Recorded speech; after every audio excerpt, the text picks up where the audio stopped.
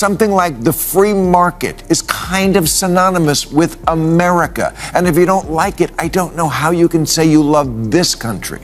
You know who loves this country? You know who's not constantly complaining about what happened 200 years ago and who's not obsessed with seeing America through shit-colored glasses and shaking off the stench of what irredeemable privileged we are? Immigrants. AOC says so many people in this country hate women. Oh, geez. Even the guy at the party who pulls out a guitar is like, way to ruin the fun. The far left's disdain for America burns bright, while they glorify nations with far darker histories. Lately, we've seen waves of liberals ripping into the US for every minor misstep. Some of their critiques might hold water, but Maher argues they're blown way out of proportion. So, he stepped up to deliver a blazing truth bomb. Hold on tight. This ride's about to get intense. Many liberals give the impression that to them, America's just a big ugh. The red, white, and ew. A country that started out bad and will always be bad, founded on an unrelenting history of sucking and unable to change. But we have changed a lot. Democrat Cori Bush tweeted, "This land is stolen land and black people still aren't free." And this was on the 4th of July. Really? Not that I give a shit about the 4th of July. I've never been a rah-rah guy. But I am a perspective guy. And that's what too much of the left has lost, perspective. It's heartbreaking to watch the left act like America has nothing good to offer. They're always digging for some fault to condemn, some past wrong to dangle over the nation's head. They claim the US sits on stolen land, but let's be honest, nearly every country on the planet was forged through battles or conquest, even the ones they praise. They argue black Americans lack true freedom, yet this same nation chose a black president not long ago. Progress isn't perfect, but it's real. Ma's point cuts deep. America's not without flaws, but it's far from the monster it's painted as. Instead of tearing it apart, maybe it's time to recognize that, scars and all, this nation remains a beacon of hope. 72% of black people under 30 are optimistic about their future in America. Way more than white people the same age. And as far as the land goes, yes, I guess we could change the name of Captain America to Captain Stolen Land. The woke crowd's relentless. Apologize all you want, it's never enough. And seriously, how do they propose we return the land? Are we all supposed to pack up, hand over the deeds, and walk away from America? That's not a solution. It's madness. This is why so many are rejecting the far left's extreme fringe. Their demands grow wilder, more unrealistic, and impossible to satisfy. You can't build a better future by endlessly punishing today for yesterday's mistakes. This mindset doesn't unite. It divides. It's not progress, it's self-sabotage. At some point, we must stop chasing approval from those who'll never be satisfied and focus on what truly moves the nation forward. Honestly, to all the people who start every public event now with one of those land acknowledgements where they say, "I'm standing on land that was stolen from the proud indigenous people of the Chumash tribe," I say either give it back or shut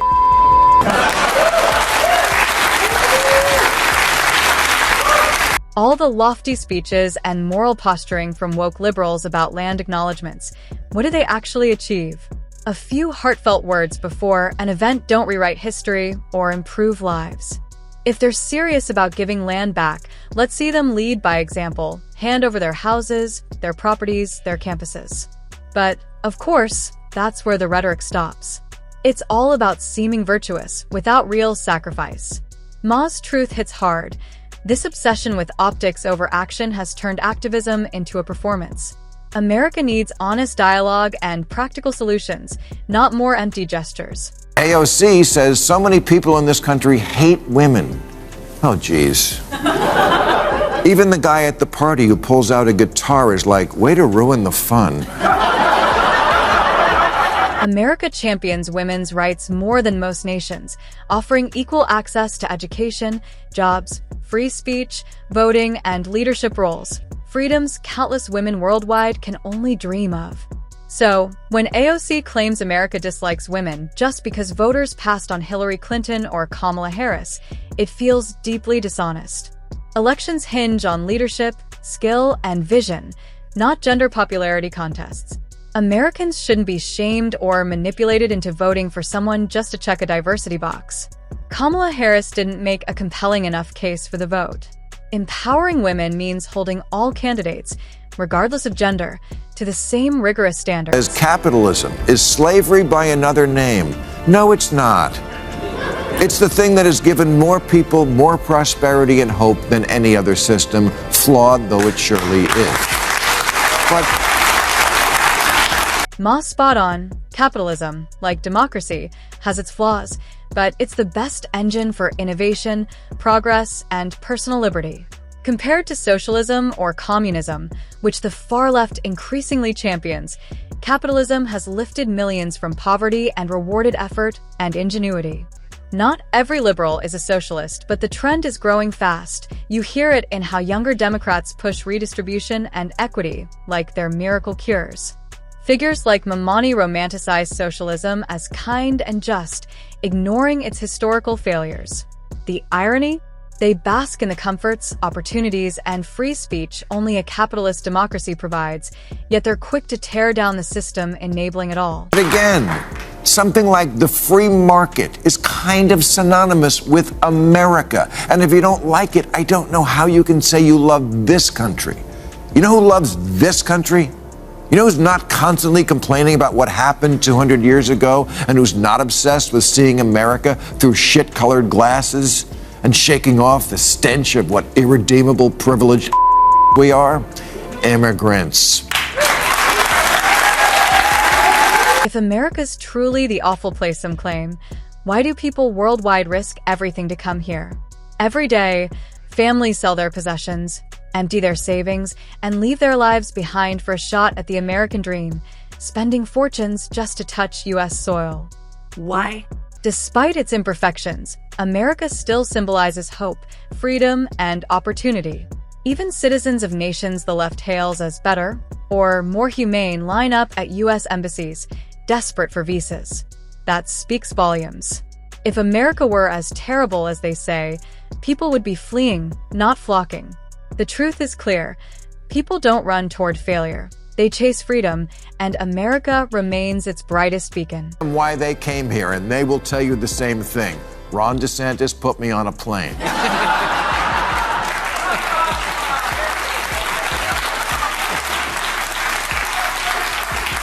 But they will also tell you that America, for all that's so shitty about it right now, is still the last best hope. And those people asking for our votes to take it over should... The left's strategy of trashing America isn't winning hearts.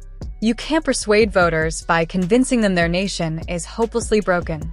To earn trust and votes, they need to celebrate what's right about this country. America's not perfect, but it's a land of opportunity, resilience, and liberty. The GOP gets this, tapping into pride and hope with their Make America Great Again message, which resonates deeply. Instead of shaming the nation to prove moral superiority, Democrats could learn from this.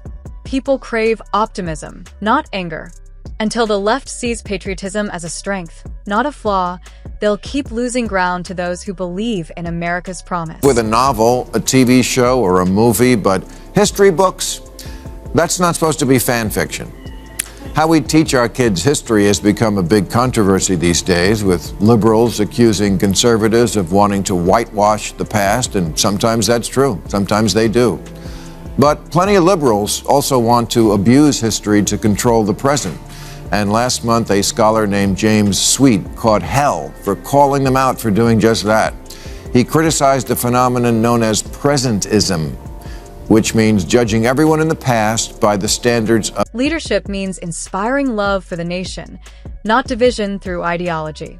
The Democrats' Build Back Better plan promised a stronger, fairer America, but after 4 years, what did we get?